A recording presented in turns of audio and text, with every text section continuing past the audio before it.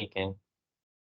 अच्छा, तो सबसे पहले तो आप लोगों ने जो 3 डेज़ आप लोगों ने प्रैक्टिस की होगी होपफुली, आप लोगों ने गो थ्रू किया होगा चीज़ों को। तो क्या चीज़ें आपने फाइंड आउट की हैं? मतलब कोई क्वेश्चन हो आपका, कोई थ्योरी हो? मैं तो एक्सपेक्ट कर रहा था कि वीकेंड और ये जो आपका थर्सडे, फ्राइडे था, मैंने कहा कोई क्वेश्चन वगैरह आप लोगों की तरफ से आएगा, बट इसका मतलब है आप लोगों को सारा समझ आ गया है, तो इस वज़ह से कोई क्वेश्चन वगैरह भी नहीं आया। तो हाँ, तो अभी जो है आप लोग अपना बताएँगे या मैं पूछूँगा?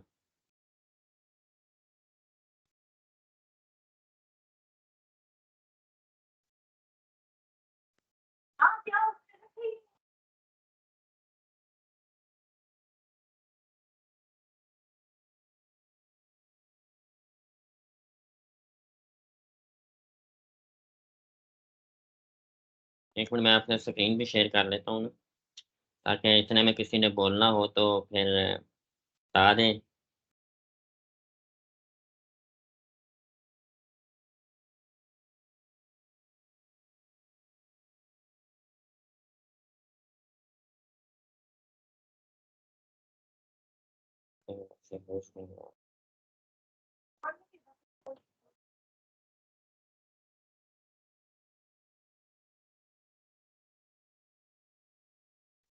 तो ये बताइएगा स्क्रीन शेयर हो गई? हो गई है? आप में से कोई बताएगा मुझे थोड़ा-सा एसईओ जो हम कर रहे हैं सर्च इंजन ऑप्टिमाइज़ेशन, ये हम क्यों करते हैं?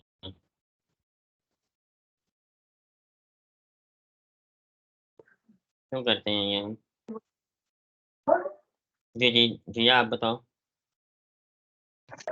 हमारा जो भी बिज़नेस होता है उसको टॉप सर्च में लाने के लिए, उसकी मार्केटिंग को बेटर करने के लिए और ट्रेंड में लाने के लिए करते हैं। सॉरी मैं समझा नहीं, क्या करने के लिए? हमारा जो भी बिज़नेस होता है उसको टॉप सर्च में लाने के लिए हम सर्च इंजन ऑप्टिमाइज़ेशन करते हैं। अच्छा, सही। और कोई बताएगा? माइका आप बताओ? जी, यही है कि हम साइट है उसको हम टॉप ऑफ सर्च रिज़ल्ट्स लाने के लिए करते हैं, ताकि कोई भी अगर सर्च करे उससे रिलेटेड तो हमारी जो वेबसाइट है वो टॉप पे आए और उसको शो हो वो कि कौन किसके ऊपर टॉप पर आए? सर्च रिज़ल्ट्स में जब कोई यूज़र सर्च करेगा, जैसे गूगल के लिए अगर हम कर रहे हैं, तो वो गूगल पे अगर सर्च करेगा तो उसके जो टॉप ऊपर रिज़ल्ट्स हैं उसमें वो आए। ठीक है, फिर ज़बरदस्त, ठीक हो गया। और कोई बताएगा? मेरीन आप बताओ?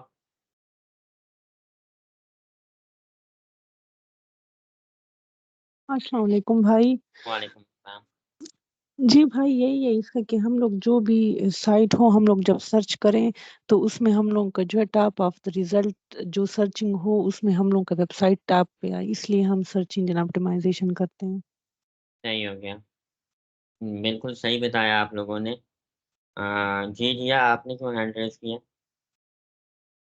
इसके अलावा ये है कि हमारी विज़िबिलिटी भी इंक्रीज़ हो जाती है, हमें मोर रेलेवेंट ट्रैफ़िक मिलती है अगर हम उसको ठीक से मैनेज करते हैं। हमारा हुँ, हुँ। बिज़नेस ये सब चीज़ें। सही है, सही है। सारे एलिमेंट्स हैं ये इसमें, बेसिक एलिमेंट्स यही होता है कि हमने हाँ टॉप जी। ऑफ रिसर्च रिज़ल्ट्स लेकर आना है और ऑब्वियसली उसका एंड जो रिज़ल्ट यही होता है कि हमें उससे बिज़नेस मिलता है, ठीक है? व्हाटएवर वो जिस निच का भी है। तो इसके अलावा अब मैं आपसे ये पूछूँगा कि बाय वर्किंग एसईओ की कितनी टाइप्स हैं? बाय वर्किंग हम कितने हिस्सों में इसको सेपरेट करते हैं? मुझे रिदा आप बताओ कि बाय एसईओ जब हम करते हैं तो इनको कितने हिस्सों में तक़सीम करके हम काम शुरू करते हैं? भाई इसको हम 3 हिस्सों में करते हैं, पेज ऑन, पेज ऑफ और टेक्निकल। ज़बरदस्त, ज़बरदस्त। ऑन पेज, ऑफ पेज और टेक्निकल ठीक हो गया। और जो यूआरएल स्ट्रक्चर है किसी भी, हम जब बात करते हैं वेबसाइट डोमेन की या एड्रेस की, तो वो उसकी क्वालिटी क्या होनी चाहिए? जो हमने डिस्कस किया था ना कि ऐसा यूआरएल होना चाहिए, ठीक है? वो वो क्या कैसा होना चाहिए?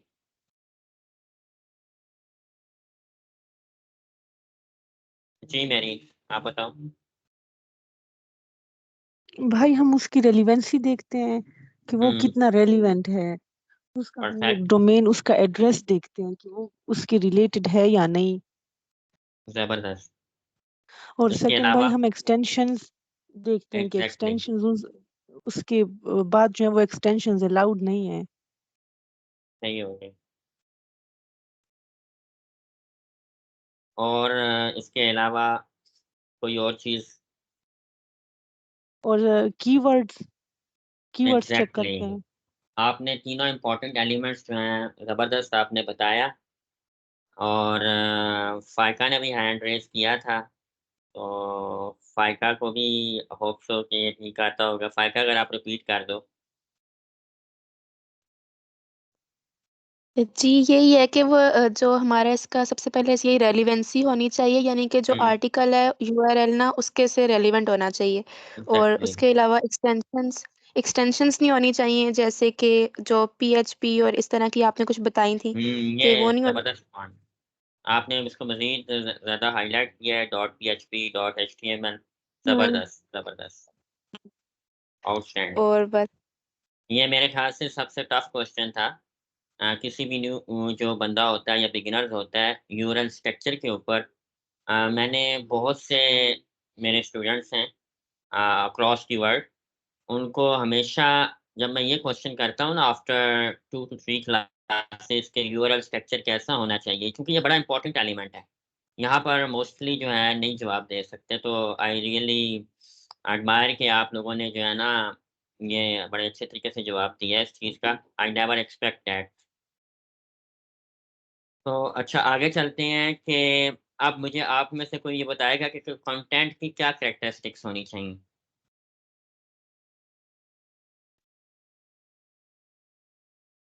अ, हैंड रेज़ कीजिएगा। कंटेंट जो हम वेबसाइट पे लिखते हैं उसकी कैरेक्टरिस्टिक्स क्या होनी चाहिए? मतलब उसकी क्या ख़ासियत होनी चाहिए? किन चीज़ों से हमें अवॉइड करना चाहिए? जी, जी। कंटेंट हमारा जो है वो एक्सपर्टाइज़ होना चाहिए हुँ, और हुँ। एक्सपर्टाइज़ होना अथॉरिटेटिव होना चाहिए, अथॉरिटेटिव हुँ, और ट्रस्टवर्दी होना चाहिए। यानी कि यूनिक, परफेक्ट। रिपीट हुँ, ना हुँ। हो, में प्लेजरिज्म वगैरह ना हो, एंगेजिंग होना चाहिए, अट्रैक्टिव वे में होना चाहिए। Perfect, perfect. और कंटेंट को हम किस तरह देखते हैं मार्केटिंग, डिजिटल मार्केटिंग के अंदर? इसकी क्या इम्पोर्टेंस है?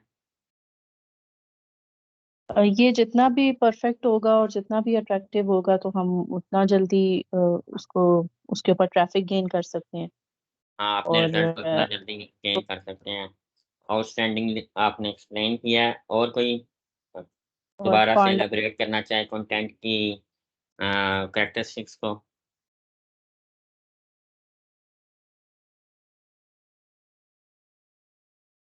फिरोज़ा तो बिल्कुल चुप है। भाई मैं इस तरह चुप हूँ कि लास्ट जो मेरी क्लासेस हुई थी, मेरा इंटरनेट का इतना इशू आ रहा था कि मुझे मैंने फिर रिकॉर्डिंग्स भी सुनी है, लेकिन मुझे आइडिया नहीं हुआ, इसलिए मैं चुप हूँ। चलें आज आप ना आप आएँगी ना तो आप जिया से पूछें, ठीक है? रिदा से पूछें, मेरीन से पूछ लें, क्योंकि ग्रुप बना हुआ है ना, तो आप आपस में कम्युनिकेट कर सकते हैं। मैं एक्चुअली आपको थोड़ा क्विकली ये लेके जाना चाह रहा हूँ, क्योंकि इसका आपको बेनिफिट्स मिले ना, जो आप सीख रहे हो ना, तो मैं आपको इंशाल्लाह ताला फ्यूचर में ऐसी चीज़ें बताऊँगा कि आप जो हैं मतलब as a part time, as a full time आप इससे जो है ना अपना जो इनकम है वो जनरेट कर सकें। और मतलब एक्सपोर्ट होती है फैमिली में कोई भी अगर अर्निंग करता है या कोई भी इस तरह से, तो आप लोग ना इसको ज़रा सीरियस लेना है आप लोगों ने। और जो आपको 3-4 डेज़ मिलते हैं ना, इसमें आप लोग इसको जी ना जी प्रॉपर रिसर्च करें, खुद से गो थ्रू करें चीज़ों को, ठीक है? ताकि जितना जल्दी है हम इसको ना मतलब प्रैक्टिकली इसको अचीव कर सकें, ठीक है? तो एसईओ जो है वो बहुत इम्पोर्टेंट इसलिए है कि जितनी भी आगे मार्केटिंग है ना, मतलब वो सारी सारी चीज़ें उसी पे बेस कर रही होती हैं। मीन्स कि अगर आपको ये समझ आ गई तो वो समझने में आपको टाइम नहीं लगेगा। वो आपको क्विकली आप उसको अब्ज़ॉर्ब कर लोगे। चलें, आप लोगों से जितने भी इम्पोर्टेंट मैंने क्वेश्चंस किए थे, वो आप लोगों ने बहुत अच्छे तरीके से बताए हैं। तो ऑन पेज के एलिमेंट्स कोई बता देगा जो जो हमने डिस्कस किए थे रिसेंटली, ऑन पेज के जो फैक्टर्स हमने डिस्कस किए थे, अगर कोई 2-3 बता सकता है तो बता दे। फ़ाइका अगर आप बता दो। जी, ये काफ़ी हमने डिस्कस किए थे, कुछ जिसमें से मेटा टाइटल था, एक के टाइटल और डिस्क्रिप्शन परफेक्ट। और हेडिंग्स थी उसके बाद H1 जो मेन हेडिंग्स होती हैं और सब हेडिंग्स होती हैं। एग्ज़ैक्टली। उसके अलावा कुछ टैग्स थे, कैनोनिकल टैग्स थे जैसे कि एरर्स हुँ, वगैरह और रीडायरेक्शन हुँ, ये की थी। ज़बरदस्त। और कोई ऐड ऑन करना चाहे इसमें? एक रैंकिंग फैक्टर था एसएसएल के नाम से, security socket exactly, layer. HTTPS.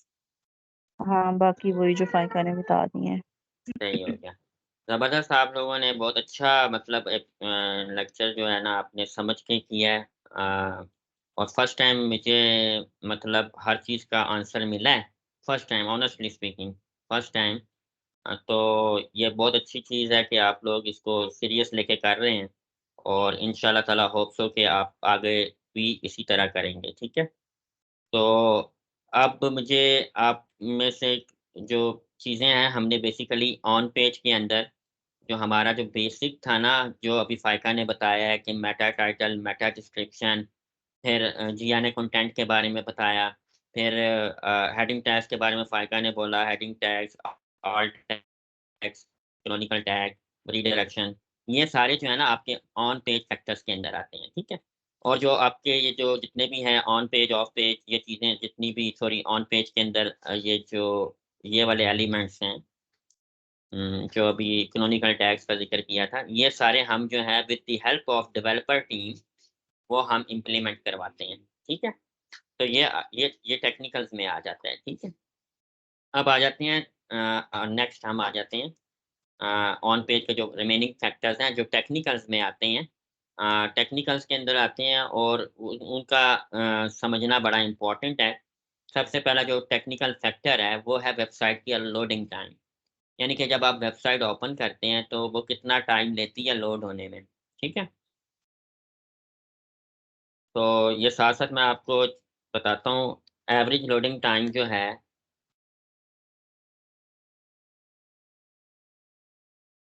2.5 second है, ठीक है?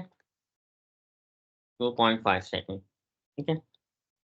अंडर 2 सेकंड लोडिंग टाइम है आपकी वेबसाइट का, इट्स मीन आपकी स्पीड बहुत अच्छी है वेबसाइट की। और जो ई-कॉमर्स है, ये कॉर्पोरेट बिज़नेसेस की जो वेबसाइट्स होती हैं, जैसे स्कूल, कॉलेजेस, लॉ फर्म्स, कोई और बिज़नेस जिसकी मतलब इतने ज़्यादा पेजेज़ नहीं होते, वो उन वेबसाइट की बात हो रही है कि अंडर 2 सेकंड अगर लोड होती हैं, तो दे हैव गुड स्पीड, ठीक है? और ई-कॉमर्स वेबसाइट्स जो होती हैं, इनकी जो एवरेज लोडिंग टाइम है, वो है 5 सेकंड, ठीक है? क्योंकि वो हेवी होती हैं, उन पे मल्टीपल प्रोडक्ट्स होती हैं अपलोड, तो उनका जो एवरेज टाइम होता है लोड का, वो 5 सेकंड होता है। लोडिंग से मुराद क्या होती है? मैं आपको अभी ये दिखा देता हूँ। अ, लेट्स से यहाँ पर मैंने ओपन किया है अमेज़न, 1 मिनट ओपन कर लेता हूँ। अमेज़न को मैं ओपन करता हूँ।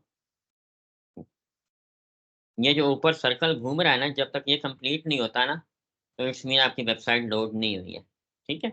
जब वो कंप्लीट हो जाता है, स्टैटिक मतलब इस तरह आ जाता है, तो मीन कि आपकी वेबसाइट लोड हो गई है, ठीक है? इसी तरह मैं एग्ज़ाम्पल के तौर पे कहता हूँ अ,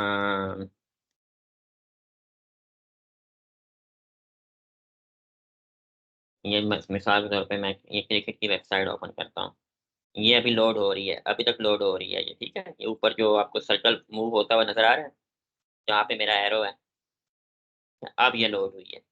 ठीक है, इट्स अबाउट 3 सेकंड के करीब-करीब ये लोड हुई है।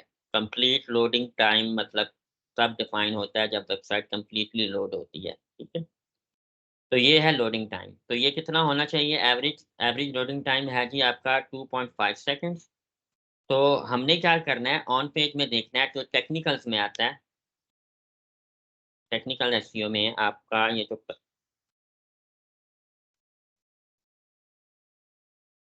क्या आ गया, वेबसाइट पे, ठीक है। हमने ये चेक करनी है कि हमारी वेबसाइट की स्पीड कैसी है। लेट्स से मैं अभी यहाँ पर एक क्लाइंट हमारा है, ये ओपन करता हूँ, ठीक है। ये ड्राइविंग स्कूल है।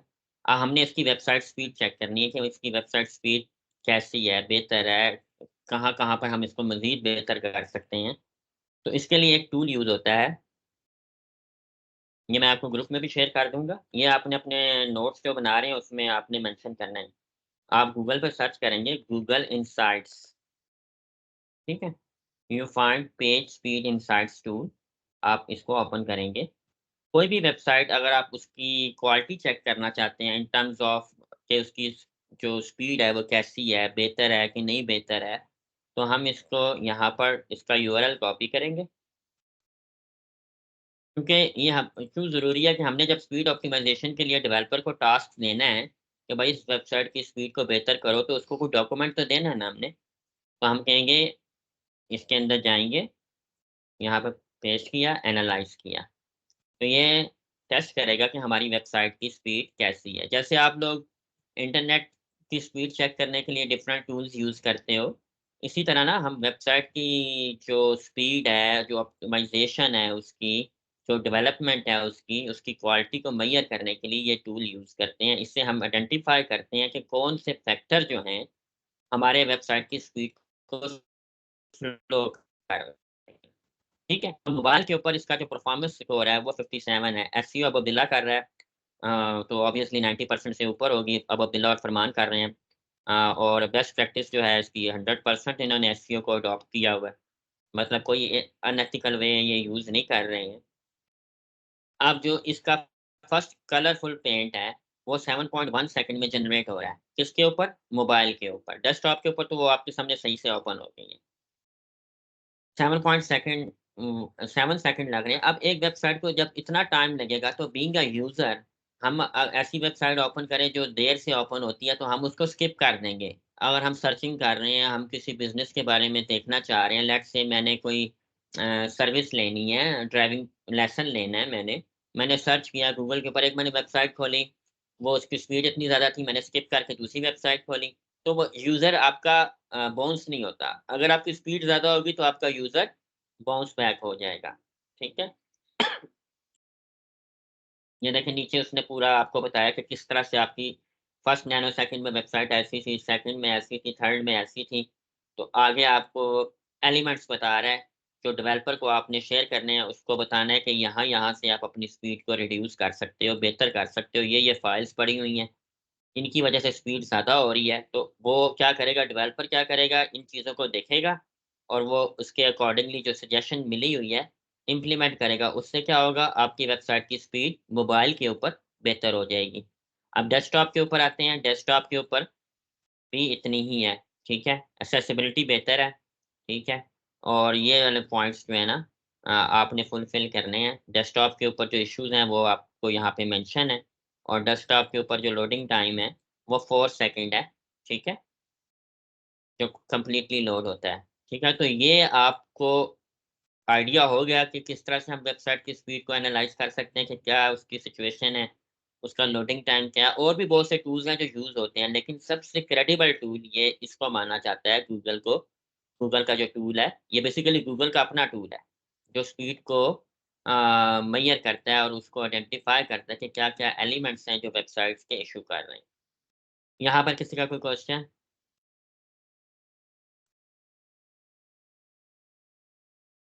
किसी का कोई क्वेश्चन नहीं है? अभी जो आपने कहा है कि स्पीड तेज़ होने की वज़ह से हमारा जो क्लाइंट है वो वापस चला जाएगा, इसका क्या मतलब हुआ? स्पीड तेज़ होने की वजह से तो मैंने नहीं बोला। अभी आपने मैंने कहा कहा कि वो स्पीड आहिस्ता होगी तो ऑब्वियसली क्लाइंट बाउंस बैक हो जाएगा, ठीक है? Okay, okay. Obviously loading time जितना अगर आप एक यूज़ कर रहे हैं, वेबसाइट ओपन की, वो लोड ही नहीं हो रही, तो क्या होगा इसका इम्पैक्ट?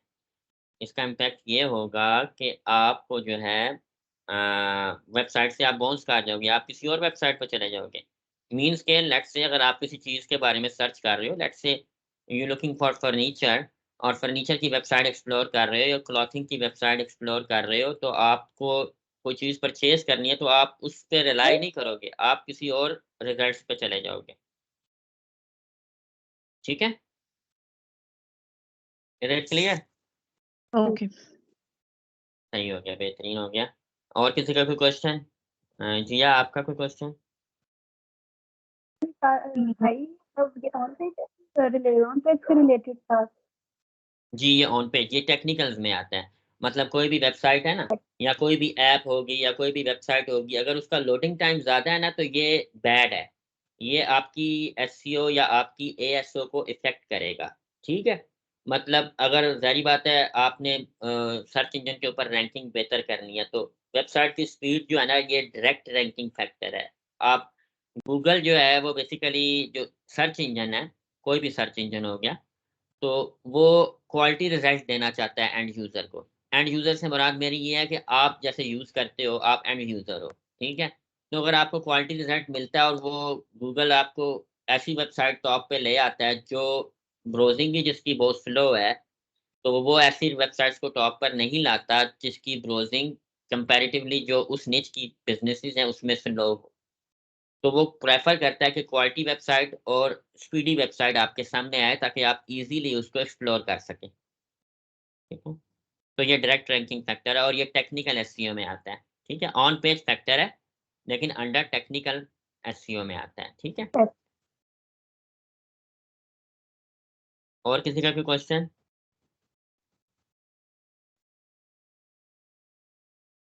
अ, जिया? ओके। और सही है, ठीक है। अब नेक्स्ट उस पे चलते हैं और एलिमेंट्स के ये टूल्स आपको मैं 1 मिनट शेयर भी कर देता हूँ। ये टूल आप यूज़ करें।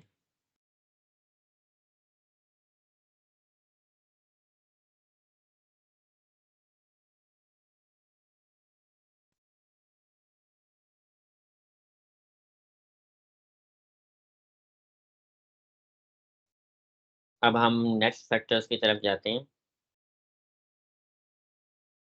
इसमें मैंने आपको मेंशन किया है कि इसमें जो इसकी अपडेट आई थी 2016 में अपडेट आई थी, मोबाइल गाइडेंस के नाम से, ठीक है? उसमें इन्होंने कहा था कि जो भी वेबसाइट आप बनाओगे वो रिस्पॉन्सिव होनी चाहिए। इससे पहले क्या होता था वेबसाइट मोबाइल के लिए अलग बनती थी, डेस्कटॉप के लिए अलग बनती थी। इस अपडेट के बाद क्या हुआ कि ऐसी वेबसाइट बनाई जाए जो हर वेबसाइट्स के लिए सॉरी हर डिवाइस के लिए यूज़ेबल हो, ठीक है? उस अपडेट का नाम था एल्गोरिदम का नाम था एल्गो मीन्स शॉर्ट करके लिखा हुआ है, एल्गोरिदम का नाम था मोबाइल गैडन, ठीक है? ये अपडेट जब आई तो उसके बाद ये डायरेक्ट रैंकिंग फैक्टर है। अगर आप ये करेंगे तो आपकी वेबसाइट्स जल्दी रैंक हो सकती है। तो इसको कहते हैं वेबसाइट रिस्पॉन्सिवनेस। मीन्स कि मैं मोबाइल पे ओपन करूँ तो भी ठीक ओपन हो, उसी तरह ओपन हो, मोबाइल डिवाइस के अकॉर्डिंग ओपन हो। अगर मैं डेस्कटॉप पे ओपन करता हूँ तो वो डेस्कटॉप के अकॉर्डिंग और उसके मुताबिक ओपन हो, ठीक है? तो रिस्पॉन्सिवनेस का मतलब ये है कि जिस डिवाइस में आप वेबसाइट ओपन करो वो प्रॉपर्ली ओपन हो। लेट्स से मैं एग्ज़ाम्पल दे देता हूँ, ये वेबसाइट है। अगर हम इसको इंस्पेक्ट करते हैं ट्रांसपोर्ट की तरह,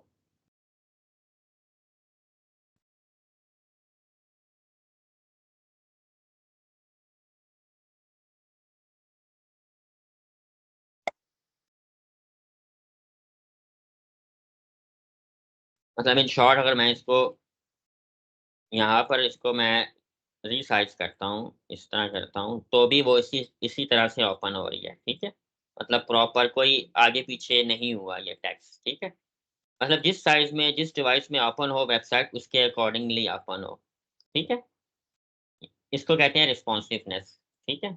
अगर ये मैं मोबाइल में ओपन कर लेता हूँ, तो ये मोबाइल में भी उसी हिसाब से ओपन होगी। ये नहीं है कि उसके जो टेक्स्ट है वो कटिंग में जा रहा है, ठीक है? वो उसी तरह अकॉर्डिंग टू मोबाइल एडजस्ट होगी, ठीक है? तो इसको कहते हैं रिस्पॉन्सिवनेस, ठीक है? अगला हमारा जो वेब स्पीड के बाद था, अगला जो फैक्टर वो रिस्पॉन्सिवनेस का था।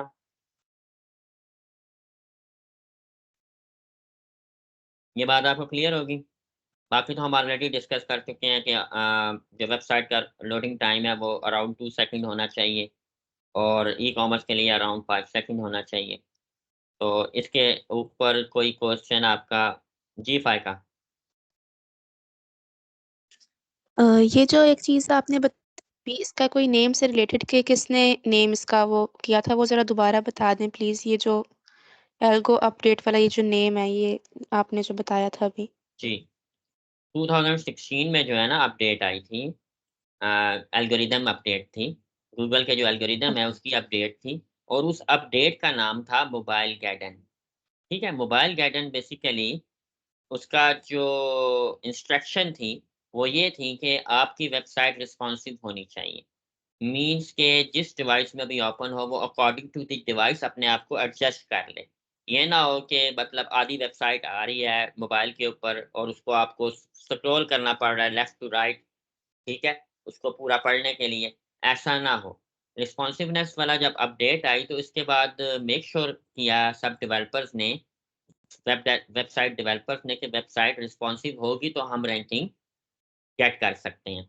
तो ये बेसिकली इस अपडेट का नाम था, जो एल्गोरिदम की अपडेट है, उसका नाम था मोबाइल गाइडेंस और वो किस फैक्टर को एड्रेस कर रहा था? वो वेबसाइट की रिस्पॉन्सिवनेस को एड्रेस कर रहा था। ठीक है? ओके। क्लियर हो गया ना ये? या मैं थोड़ा-सा एग्ज़ाम्पल और दूँ आपको? नहीं, नहीं सही है। अब हो गया। ठीक हो गया। जैसे आप अक्सर अपनी फेडरल बोर्ड की वेबसाइट जब ओपन करते हो मोबाइल के अंदर, तो वो उसके अकॉर्डिंगली ओपन हो रही होती है ना मोबाइल के अकॉर्डिंग। तो वो बेसिकली रिस्पॉन्सिवनेस होती है। इससे पहले जो है ना मोबाइल के लिए अलग वेबसाइट बनती थी, जिसका यूआरएल होता था एम डॉट, आगे वो वेबसाइट का नेम होता था। फिर डेस्कटॉप के लिए अलग बनती थी। तो इसके बाद जो है ना दोनों वेबसाइट्स मतलब हर डिवाइस के लिए एक ही वेबसाइट बनती है। ये नहीं है कि डिवाइस टू डिवाइस आपको सेपरेट वेबसाइट डेवलप करनी पड़े। और वेबसाइट को ऐसे बनाया गया कि वो एक ही वेबसाइट सब जगह पर अ, उसी डिवाइस के अकॉर्डिंगली ओपन होती है क्योंकि वेबसाइट रिस्पॉन्सिवनेस का फैक्टर इम्प्लीमेंट हुआ है। ठीक है? तो सेकंड हमने डिस्कस किया टेक्निकल में वेबसाइट शुड बी रिस्पॉन्सिव। ठीक है? वेबसाइट क्या होनी चाहिए? रिस्पॉन्सिव होनी चाहिए। रिस्पॉन्सिव का मतलब आप लोगों को अब समझ आ गया कि मोबाइल पे ओपन करो तो उसके अकॉर्डिंग हो। मोबाइल्स भी डिफरेंट साइज़ेज़ के हैं ना, मीन्स के कोई बड़ा मोबाइल है, कोई छोटा मोबाइल है, ठीक है? तो हर मोबाइल के साइज़ के अकॉर्डिंग ओपन हो, ठीक है? रिस्पॉन्सिवनेस कहते हैं, ठीक है? तो नेक्स्ट फैक्टर पे चलते हैं।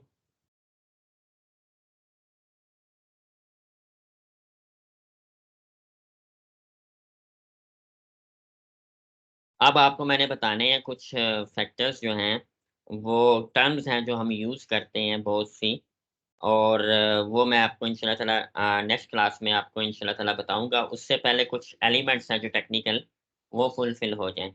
अब मेरा आप लोगों से एक क्वेश्चन है कि आपने एक वेबसाइट बनाई, आज बनाई website for example we assume that कि आपने एक वेबसाइट आज क्रिएट की है। गूगल को कैसे पता चलेगा कि आपने वेबसाइट बनाई है? कोई भी सर्च इंजन ले लें, मैं खाली जनरली गूगल की बात इसलिए कर रहा हूँ क्योंकि वो मेजर सर्च इंजन है, इसलिए बाय डिफ़ॉल्ट हमारे मुँह से गूगल का नाम ही निकलता है। तो अब सर्च इंजन को कैसे पता चलेगा कि फ़ाइका ने वेबसाइट बनाई है, तो इसको मैंने जो है ना अपने डेटाबेस में रखना है? नो आइडिया ना? क्योंकि बेसिकली बिलियंस ऑफ वेबसाइट इस टाइम बन चुकी हैं और गूगल ऑब्वियसली उसको हमें इन्फॉर्मेशन सबमिट करनी पड़ती है कि ये हमारी वेबसाइट है, बराए मेहरबानी इसको अपने डेटाबेस में इंडेक्स करो, इन शॉर्ट। ठीक है? वो कैसे किया जाता है, वो मैं आपको बताता हूँ।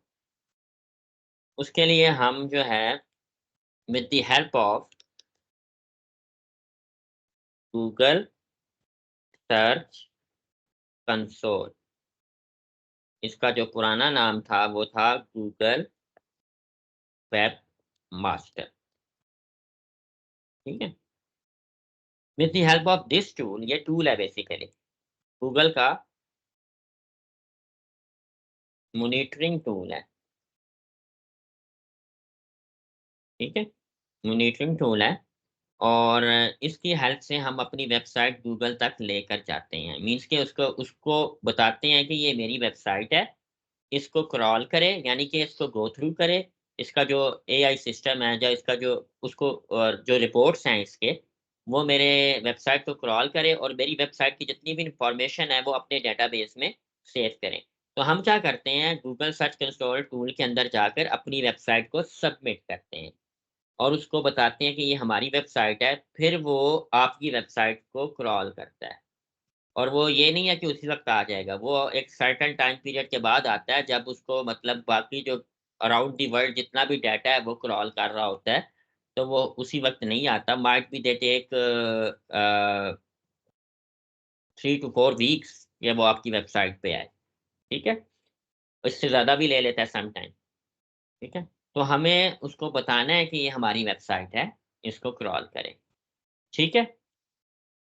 तो ये टूल हम यूज़ करते हैं, इसको मैं प्रैक्टिकली थोड़ा-सा और एक्सप्लेन करूँगा, तो फिर आप लोगों को प्रॉपर्ली समझ आएगी। एक दफ़ा मैं इसका आपको ओवरव्यू दिखा भी देता हूँ, कि ये होता कैसे है।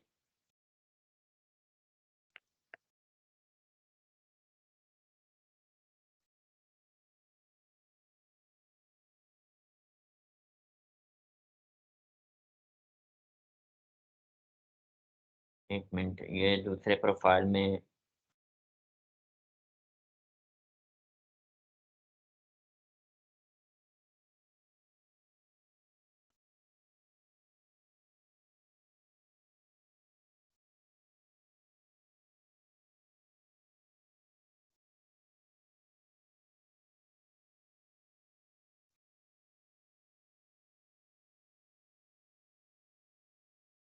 ये वेबसाइट है, ये सारी वेबसाइट्स हैं जिन पे फरमान और अबू अब्दुल्ला माशाल्लाह काम कर रहे हैं।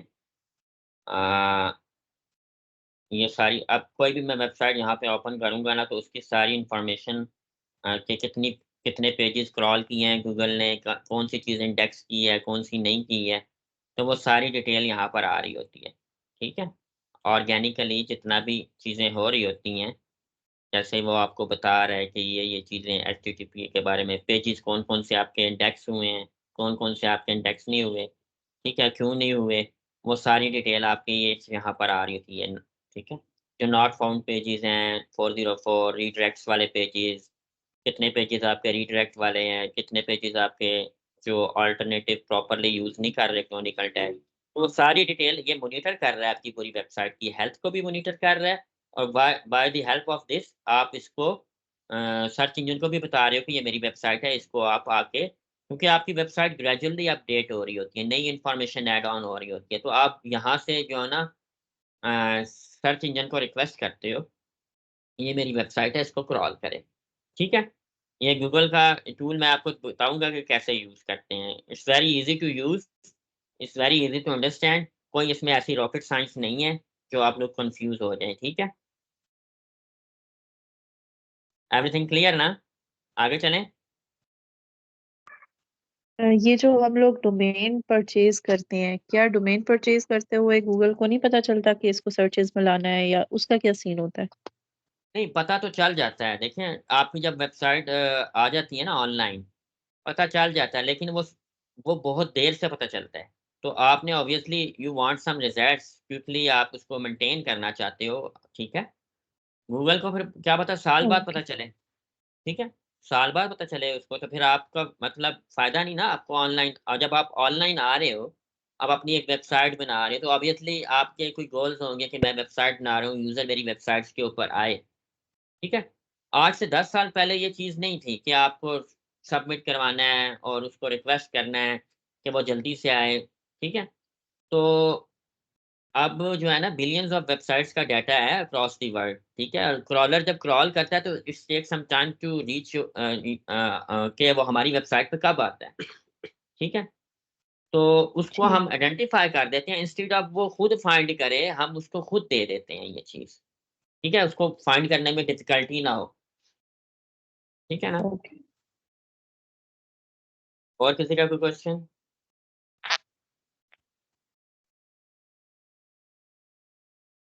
नहीं है? चलें। नेक्स्ट सर्च कंसोल का आपको समझ आ गया कि वो क्यों हम यूज़ करते हैं, उसकी क्यों ज़रूरत पड़ती है। तो इसके बाद मैं आ जाता हूँ नेक्स्ट स्टेप के ऊपर। ये बड़े इम्पोर्टेंट स्टेप्स हैं।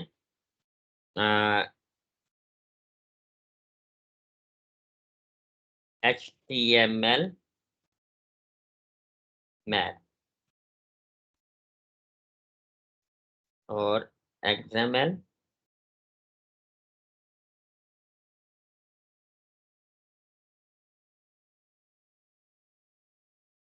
ये अब लास्ट 2 टॉपिक्स हैं जो हम डिस्कस कर रहे हैं, फिर इंशाल्लाह कल की क्लास में हम फर्दर अ, इसके एलिमेंट डिस्कस करेंगे। बल्कि लास्ट 3 हैं।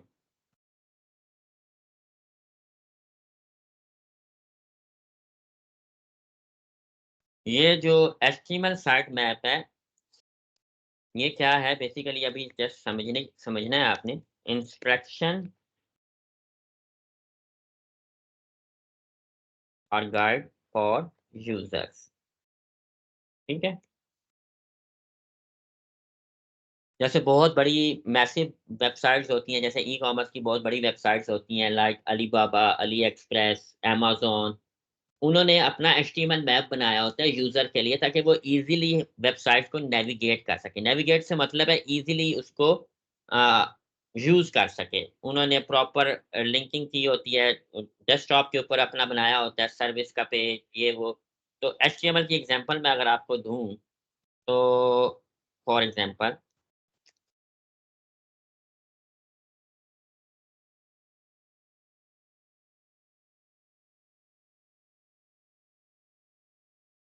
यहाँ अलीबाबा को मैं ओपन कर लेता हूँ।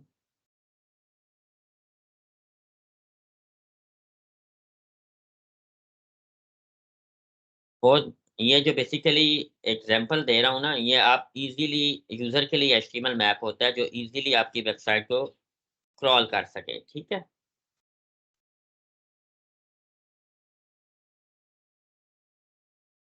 ये एचटीएमएल मैप की एग्ज़ाम्पल है जो आपको नज़र आ रही है। हेल्प सेंटर पे किसी ने जाना है तो वो अगर वो ढूँढना शुरू करेगा अक्रॉस द पेजेस जाके तो उसको माइट भी ना मिले और इट्स टाइम टेकिंग, ठीक है? तो जो एचटीएमएल मैप में जो ऐसी इन्फॉर्मेशन जो यूज़र क्विकली उस तक जाना चाहता है, तो वो लिंक हम एचटीएमएल मैप के अंदर दे देते हैं। ये बेसिकली एग्ज़ाम्पल है एचटीएमएल मैप की।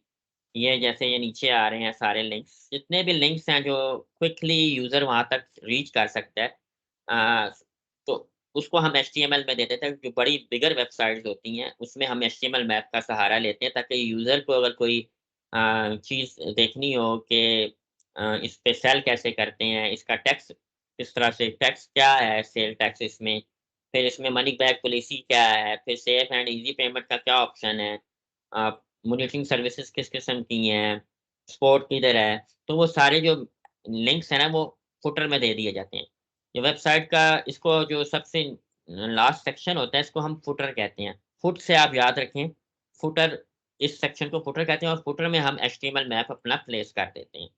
ताकि यूज़र को जो इन्फॉर्मेशन क्विकली चाह रहा है, instead of going website page to page जाए और ढूँढे कि वो किधर पड़ा हुआ है लिंक, ताकि वो चीज़ें कर सके। बट इसके लिए क्या है, क्विक एचटीएमएल मैप बना दिया जाता है ताकि यूज़र ईज़िली इसको वेबसाइट को नेविगेट कर सके। Is it clear? ये एचटीएमएल मैप है, ठीक है? ये एचटीएमएल मैप मैंने आपको ये एग्ज़ाम्पल एचटीएमएल दी है। मैप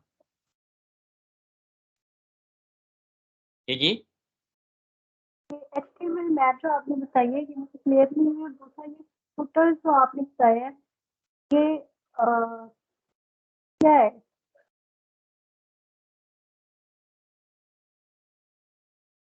असल में आपकी आवाज़ काट रही थी, जो मैं समझाऊँ ना, आप ये कह रही हैं कि वेबसाइट का फुटर क्या है? फुटर तो हर वेबसाइट का होगा, जी। हेड भी हर वेबसाइट का होगा, ठीक है ना? ये टॉप वाला एरिया है, इसको हम हेडर बोलते हैं, ठीक है? जो वेबसाइट का टॉप एरिया है, ठीक है? और जो लोएस्ट एरिया इसको हम फुटर बोलते हैं, ठीक है?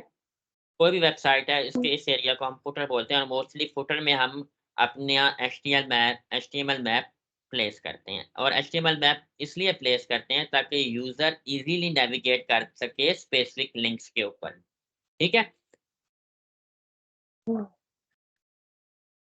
ये आप प्रैक्टिकली जब आएँगे तो फिर ज़्यादा क्लियर होगा। और अभी क्लियर हुआ है कि नहीं हुआ? फुटर और हेडर? आपकी आवाज़ बहुत ब्रेक हो रही है। मैंने कहा हो गया था, बारी आवाज़। हाँ, सही है, ठीक है।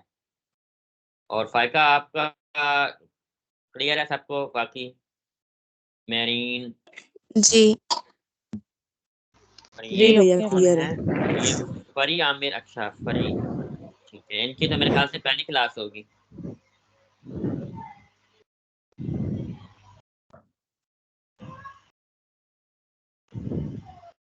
चलें, अब आ जाते हैं नेक्स्ट के ऊपर। ये तो हो गया यूज़र के लिए, इंस्ट्रक्शन या गाइड होगी यूज़र के लिए, ठीक है?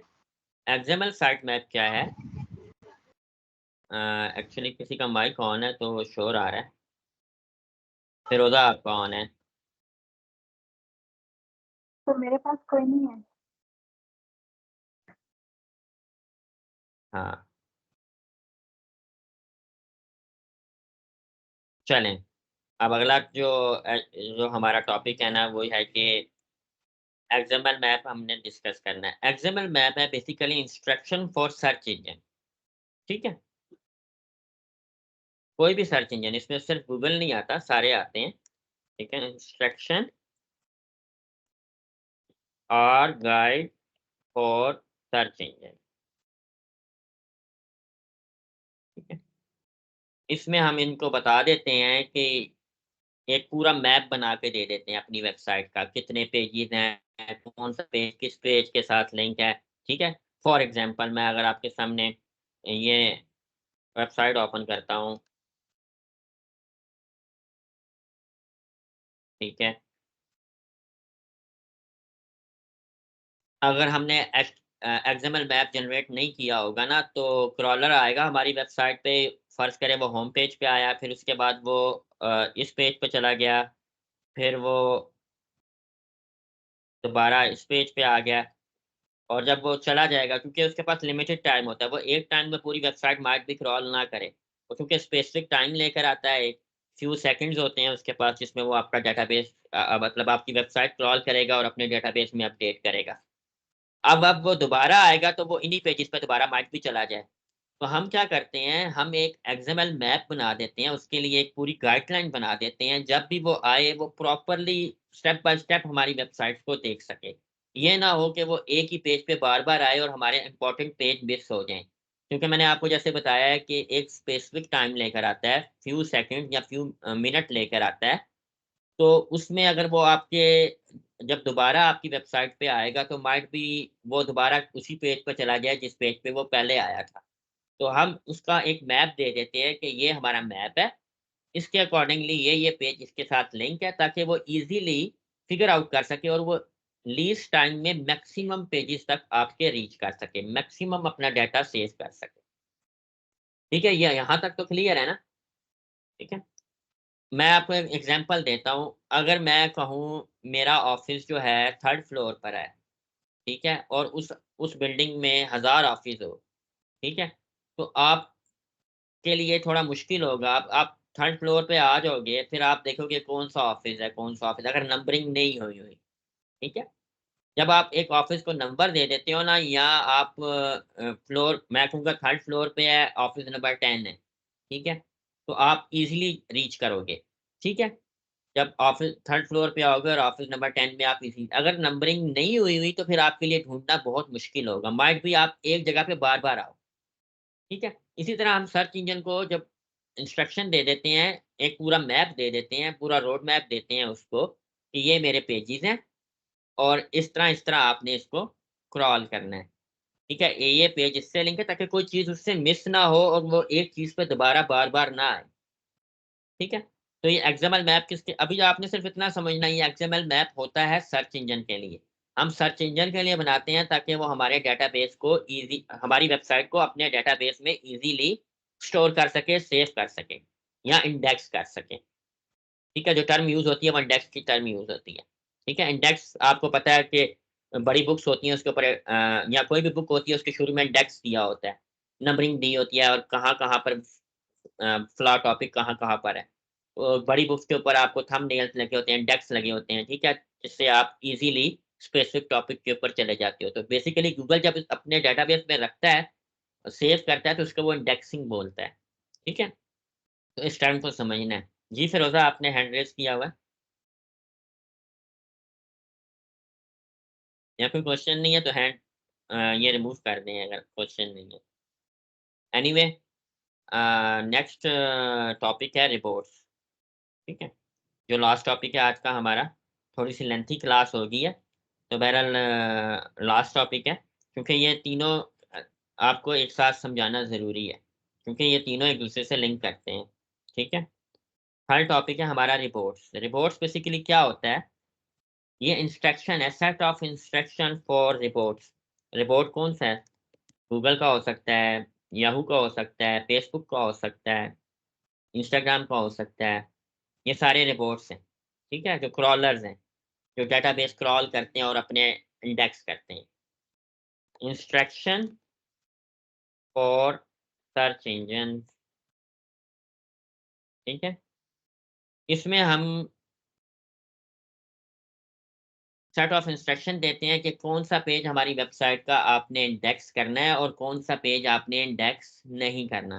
कुछ पेजेज़ वेबसाइट्स के ऊपर ऐसे होते हैं जो आप इंडेक्स नहीं करवाना चाहते। मिसाल के तौर पे लॉगिन का पेज। अब लॉगिन का पेज आप क्यों इंडेक्स कराओगे? उससे आपको क्या कोई फ़ायदा नहीं है, उसको आप अ, सर्चेज़ पे लेकर आओ या डेटाबेस में रखो। पेमेंट वाला पेज, जो पेमेंट करने वाला यूज़र का पेज है, वो आप इंडेक्स नहीं करवाना चाहते, वो आप नॉन इंडेक्स कर दो। तो इसमें हम वो पेजेज़ रखते हैं जो हम इंडेक्स करवाना चाहते हैं और जो इंडेक्स नहीं करवाना चाहते। और ये इंस्ट्रक्शन होती हैं सर्च इंजन के लिए।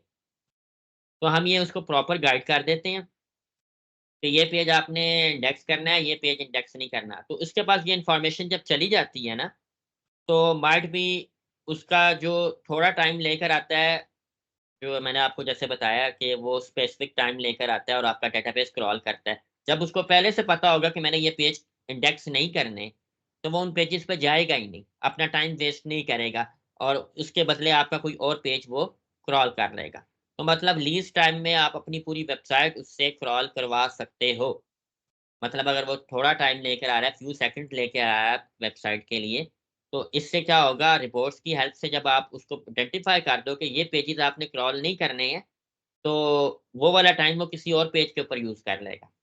ठीक है? तो लीस्ट टाइम में आपकी वेबसाइट भी अपडेट होती रहेगी गूगल के डेटाबेस में और ऑब्वियसली इसका एंड रिज़ल्ट आपको अ, वेबसाइट रैंकिंग में मिलेगा कि आपकी वेबसाइट रैंकिंग इम्प्रूव हो रही होगी और आप क्वालिटी को मेज़र कर रहे हो, आप सारे फैक्टर्स को मेज़र कर रहे हो और सारे फैक्टर्स को आप इम्प्लीमेंट कर रहे हो, तो डेफ़िनिटली गूगल जो है आपको वेबसाइट को ऊपर लेकर आएगा सर्चेज़ के ऊपर, ठीक है? तो जो हम वेबसाइट्स के लिए करते हैं, ये तो होगी एसईओ। यही चीज़ हम ऐप्स के लिए भी करते हैं। जो अभी हम डिस्कस कर रहे हैं ना, ऐप स्टोर के अंदर जो चीज़ें मतलब ऐप होती है जो आपकी, उसकी रैंकिंग भी ऊपर-नीचे करने के लिए हम एसईओ करते हैं, जिसको हम एएसओ बोलते हैं। यानी कि वेबसाइट के लिए जो करते हैं वो एसईओ होती है, जो ऐप्स के लिए करते हैं वो अ, एएसओ होती है। यानी कि A for app, S for वही है ऐप स्टोर ऑप्टिमाइज़ेशन, ठीक है? तो ये 3 फैक्टर अब बड़े इम्पोर्टेंट फैक्टर्स थे टेक्निकल्स में। होपफुली आप लोगों को समझ आ गए होंगे और ये सारे फैक्टर्स जो है ना आपको इसके अंदर इस फैक्टर के अलावा, ये सारे फैक्टर आप इसी के अंदर कंट्रोल करते हो। ये जो टूल है ना आपका सर्च कंसोल, जिसे जिसे हम गूगल वेब मास्टर भी बोलते हैं, ये सारे इसके अंदर आते हैं। ठीक है? इसके ऊपर कोई क्वेश्चन आप लोगों का?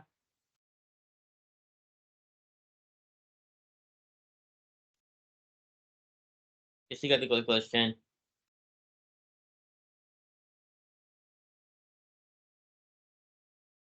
ठीक है, फिर इंशाल्लाह ताला कल की क्लास में आप कोशिश कीजिएगा सारे प्रेज़ेंट हों और एक इसका रिकैप भी मैं दे दूँगा क्विकली, आप लोगों से पूछूँगा। रिकैप ऐसे होगा कि मैं आप लोगों से क्वेश्चन करूँगा जिस तरह आप लोगों ने आज आंसर किया है, और ऑनेस्टली बहुत अच्छा लगा मुझे, जिस तरह से आपने रिस्पॉन्स किया। एग्ज़ैक्टली जो मैं चाह रहा था उसी तरह आप लोगों ने रिस्पॉन्स किया। तो इंशाल्लाह ताला कल की क्लास में भी मैं इस टॉपिक्स में जो हमने आज डिस्कस किया है मैं क्वेश्चन करूँगा। अगर आप लोगों को कोई क्वेश्चन भी हो, तो आप लोग ग्रुप में मैसेज कर दें, मैं आपको उसका रिस्पॉन्स कर दूँगा, ठीक है? जी, ओके।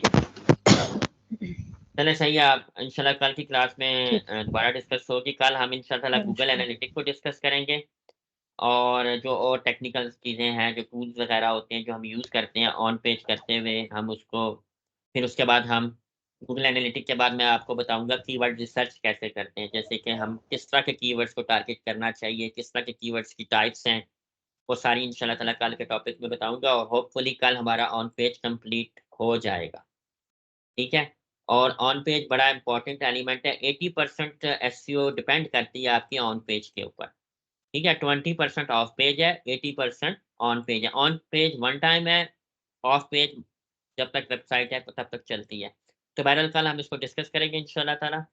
तो कल कोशिश कीजिएगा 6:30 पर 6:30 आप अवेलेबल हो। ठीक है? ओके, अल्लाह हाफ़िज़। अल्लाह अल्लाह हाफ़िज़। अल्लाह हाफ़िज़। अल्लाह हाफ़िज़।